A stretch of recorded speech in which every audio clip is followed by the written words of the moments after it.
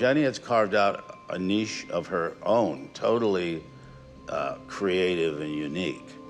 But that, you know, she doesn't stand still.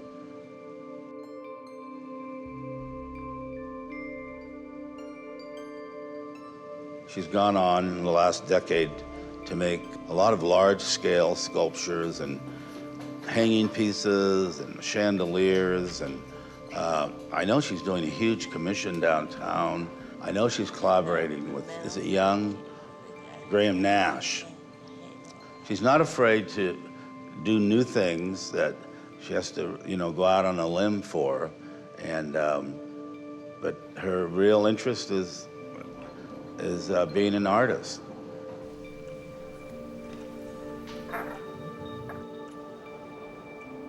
People see me walking with a cane or hear the way I talk, and they assume that I'm slow, a little bit touched, as they say in the South.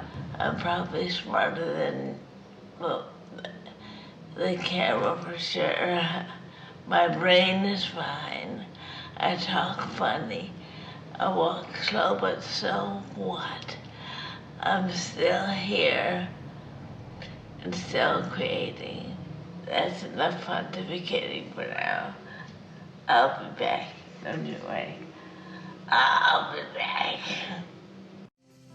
Think about someone who has a media presence, who actually is doing film interviews and magazine interviews, and their art is everywhere, and they've found success.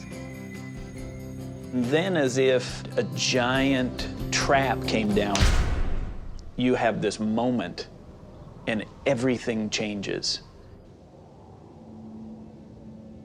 You know, they told us at that wreck that was over, and yeah, they kind of indicated to pull the plug, you know, and so that was tough. We found out Christmas Day and flew home the next day, and then I think the day after that, or 2 days after that, my wife and I flew out to Seattle to kind of put Ginny's things in order. Awful weekend, I won't ever forget, but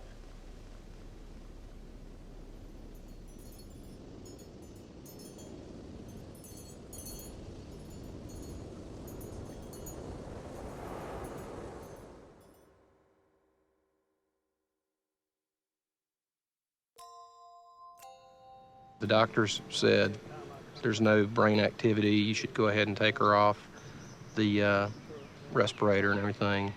And no, we don't want to do that. She was coming around, even though she wasn't saying anything. And I saw Charlie Nail at the hospital or at a hotel, I don't know which, but he had come to Charlotte to see Ginny Carroll. First time I swam up from unconscious as a prize, and there was my ex-husband and my first ex-husband and my current boyfriend at the end of my bed, and I thought, oh, there is a hell. And I just shut my eyes and went back to sleep. I had a paraplegia accident, but we would always say, you know, if I'd been a quad, I wouldn't have been able to make it, you know, but I'm a para, so I'm okay. And then the quads would say, I'm a quad, but if I had a brain injury, I just couldn't do that. I'd have to check out. But, you know, so as far as we were concerned, Ginny probably had one of the toughest accidents you can have. And she, when she woke up after a month and a half, 2 months, I think she kind of knew that it was a tough road ahead. You know, I was terrified because my mind was like a big, empty house that you know you used to live in. It's familiar, but it's empty now. It's very different. I didn't know what I could remember, what I couldn't remember. I didn't know what I could do, what I couldn't do. Well, at that point, I couldn't even make a sound. I couldn't even go, ah. Nothing. I could only move my thumb. The first sound I could make was clicking my fingers. Let's see, black Hamburg grapes on gold, Ginny Ruffner, So 1991. So this is just pre-accident. Then when she was trying to remember and pull her artistic career back, she painted this little painting, which I thought, here's where you were with exhibitions at the, Smithsonian's National Gallery to here back in the studio, trying to pull your conceptual development back, not to mention just the sheer necessity of control of a brush to get this, let alone that. And then look now in her studio where she is again. Yeah, that is a big old journey.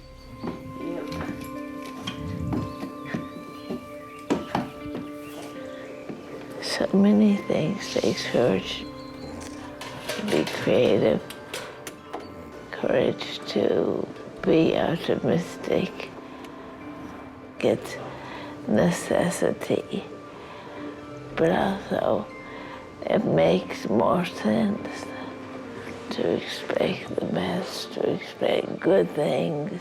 We've been very close for 5 years, and she still improves. Everything she does, she improves. She plays her Wii Fit thing. She goes to the gym. She gets a physical therapy exercise to do, and she's just religious about doing it. And she just continues to work on herself.